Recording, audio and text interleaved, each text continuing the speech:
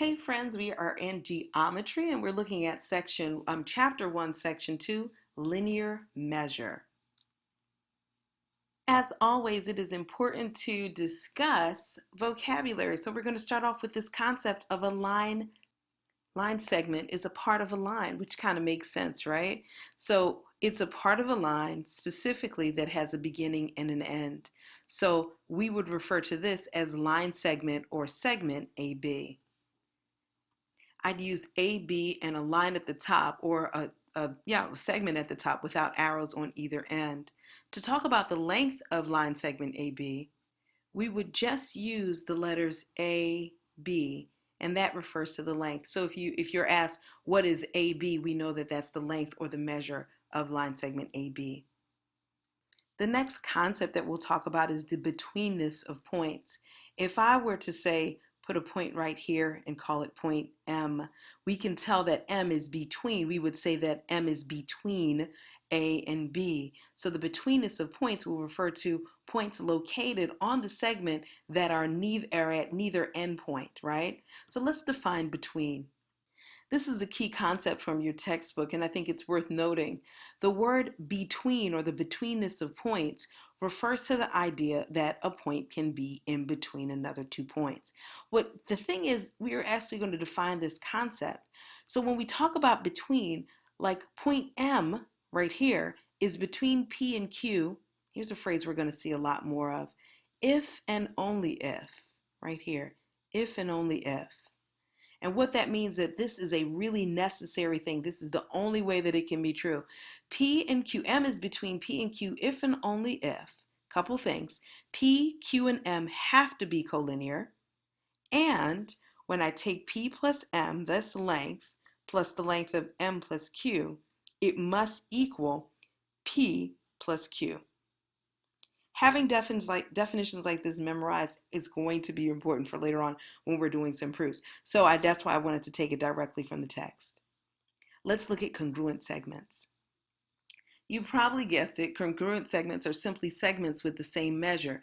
So if I had segment AB and segment CD such that they were both the same length, I would say that they're congruent segments. So some things that you'll notice when you have congruency of things is you might see hatch marks that identifies the fact that these two segments are congruent. Also, segment AB is congruent to segment CD would be written in this way. Notice this is an equal sign with a little squiggly on top. Let me highlight that for you.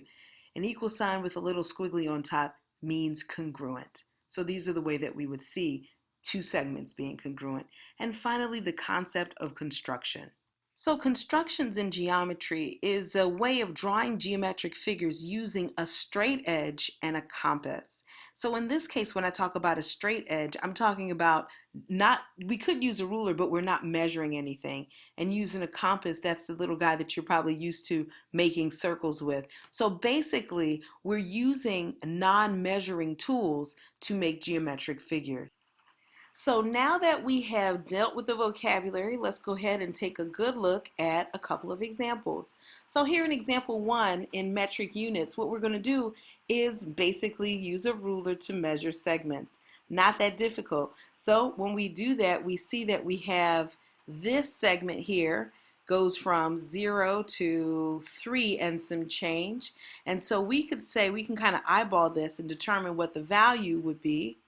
So in this case, we would say that this segment AB is about 4 centimeters long. It's about 4 centimeters long. So when you want to say about in mathematics, actually, we wouldn't use an equal sign. We'd use a symbol of approximation. So it's about 4 centimeters. In section B, in this part of the question, you notice that the segment is better, the ruler rather is better detailed, and so we don't have to do an approximation. We can look carefully. We see that it's after 3, and we notice the amount of hatch marks or the amount of sections or segments that this is divided into. We can see that it's split into 10 equal pieces, so we can count 3.1, 2, 3, 4, 5, 6, 7. So we can see that the length here is going to be about 3.7 centimeters. So let's take a look at this next example. I know this isn't the hardest work in the world, so let's just go through this kind of rapidly. The length in standard units, so here we're talking about inches. We're looking at this guy. We see that each inch is broken down into 4 equal parts. So we can say that the length of CD, remember we just write CD when we're talking about its length, is equal to or is approximately equal to 1 1/4 of an inch.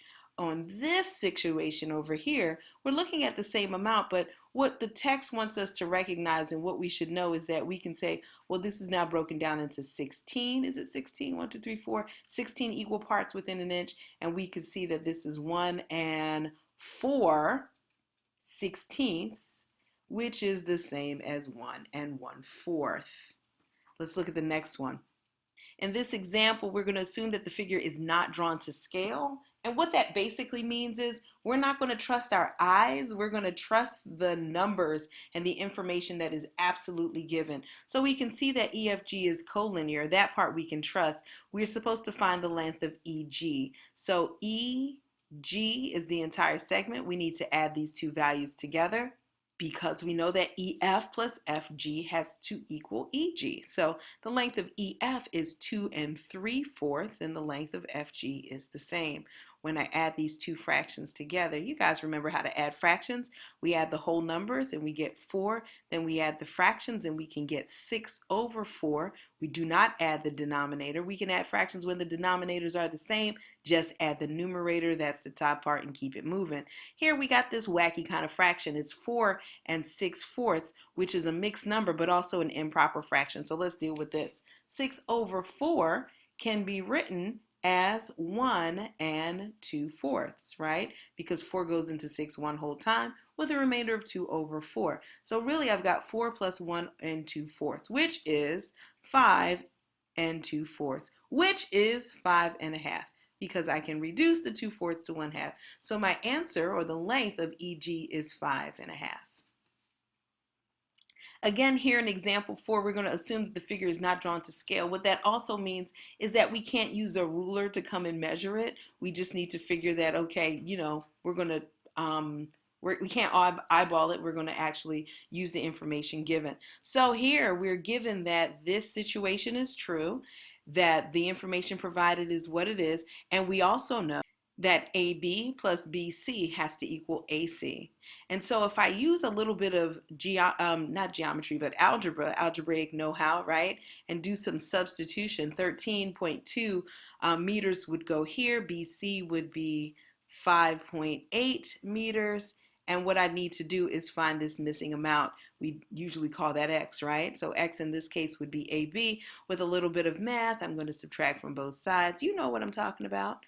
Doing a little bit of algebraic maneuvering. And when I do that, I get that AB is equal to 7.4 meters. Here in example 5, we're going to write and solve equations to find measurements, kind of like what we did last time, but maybe a little bit more involved. So find the value of A and XY if Y is between X and Z, and xy is equal to 3a, and xz is equal to 5a minus 4, and yz is equal to 14. Now the first thing I need to do, honestly, is to begin by drawing a figure. So we're dealing with a segment. I got that much, and we know that if xy, to find the value of a and xy, if y is between x and z, so we're dealing with x and z as the endpoints of a segment. Y is somewhere in the middle, and XY, that's the length from here to here, is 3A, and XZ, that's the length from here to here, I'm going to use a curly bracket to represent that, is 5A minus 4. And we're given this additional information that the length of YZ is 14. So what I know from this is that the addition of these two pieces must equal the entire sum of the whole length. So I know that this piece plus this piece has to equal this piece. So I write that down. 3a plus 14 must equal 5a minus 4. And now I've got a beautiful algebra problem that I know how to handle.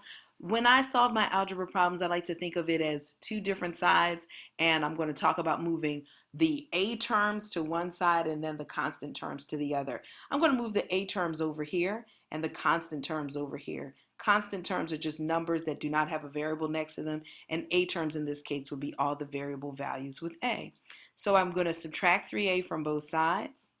When I do that, I get that 14 is equal to 5a minus 3a is 2a minus 4. At this point, I want my constants on this other side, so this 4 has to go. I'm going to add 4 to both sides. When I do that, I'm left with 2a is equal to 18, and simply put, divide both sides by 2, and then I got it. A is equal to 9. With a equaling 9, I've answered part of the question. It said find the value of a. Well, now we know that that's 9, and xy, that's this guy. So the value of xy is 3a. So a is equal to 9, and xy, the measure of it, is equal to 27, because that would be 3 times a, which is 9. So here we're talking about congruent segments, and we're just looking at a chart. And in some way, we can think about congruent segments in terms of physical data. So here, this data in this part, in this chart rather, is about state parks in various states. We've got states along the y-axis, and the number of skate parks, I said state parks, but skate parks that are in various states. So with that, we're being asked in the graph, suppose that segments were drawn along the top of each bar graph. So imagine drawing a segment on each of these guys. Which states would have segments that are congruent? Explain. So if we look down here, it seems like if I drew a segment from here to here, and then a segment from here to here, I would have equal segments, excuse me, representing the amount of skate parks in Nebraska and South Carolina. And you can see the text came up with that. The segments on the bars for Nebraska and South Carolina would be congruent because they both represent the same number of skate parks. Not a big deal, but you can see that sometimes your algebraic or geometric understanding will apply in different situations. With that said, we have reached the end of our notes, and I want you to try the assignment that's associated with the information we learned here. Let me know if you need any help. I look forward to seeing you soon.